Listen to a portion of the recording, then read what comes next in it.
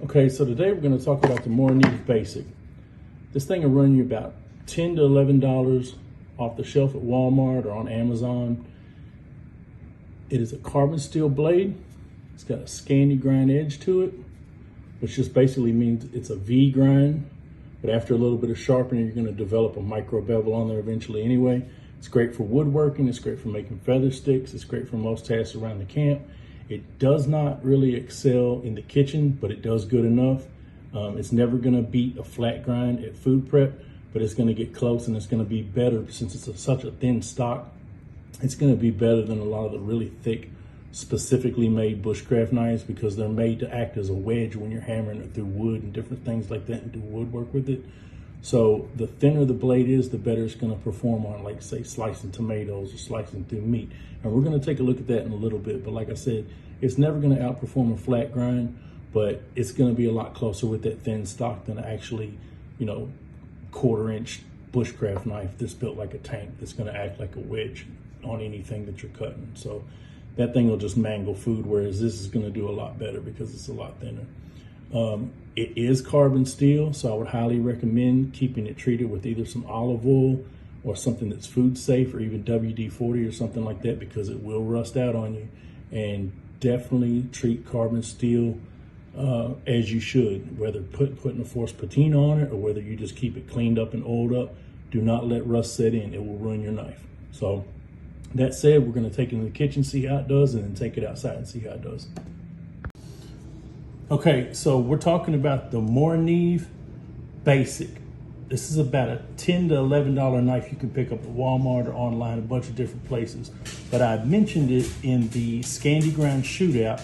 I mentioned how if I was gonna choose a knife that was good for all around utility, but also good in the kitchen, I would choose this because it's a lot thinner stock than say the Bushcraft Black or the Castrom SFK that I was comparing at the time.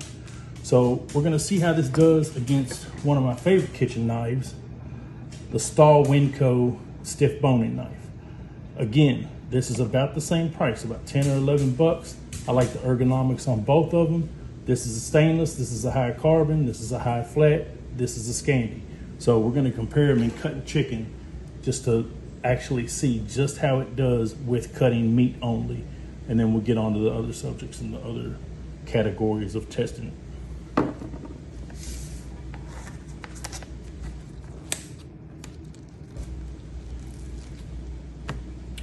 All right, so we'll do the Stahl Winco first.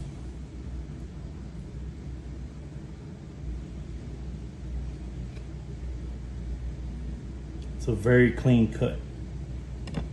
Okay, now I'm gonna do the Mora right next to it. The only thing I did to both of these, I ran them on the Work Sharp pocket sharpener. I ran them two strops on this side and then 2 strops on this side on both knives. That was it. So let's see how the Scandi carbon steel Mora does.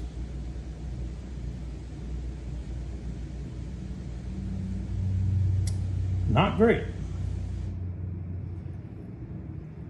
I'm trying to apply the same amount of pressure I did with the other one. But as you can see, it'll still get through it. It'll still cut it. Just not as clean as the high flat from the Stahl. They're about the same width stock wise. Now I've never done this test before. That's why I wanted to do it, to see how it turned out. And that was my answer right there. This cuts through meat like a laser. This, not so much.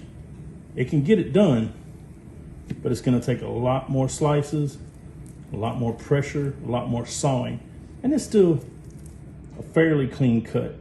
I mean, you look at that, it's still a fairly clean cut, but it's one slice with this versus about 12 with this. That's a big difference. So just something to take into consideration. So let's take it out to the stump, see how it does outside. Okay, so this is the Morakniv Basic. This is the one that we had talked about when we did the Scandi Grind Shootout. So we're gonna talk about it just a little bit more because it's getting its own actual solo video. So one thing real quick, we're gonna put it through its paces. Gonna do a little splitting with it, a little light splitting. Actually, hold on a second. Let me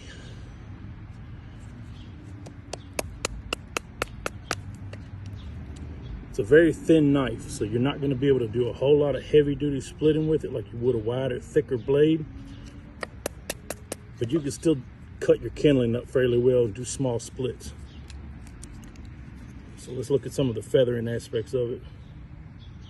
This is the one that I said, you know, it's going to feather really good and do woodwork really good because it's thinner and because it has that very acute Scandi grind. Sorry, y'all, these mosquitoes are out here killing me. Do some scraping.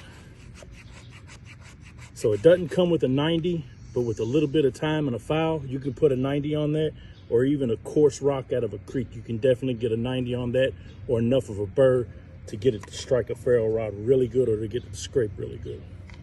So that said, we're going to test it on a ferrule rod and see how it does.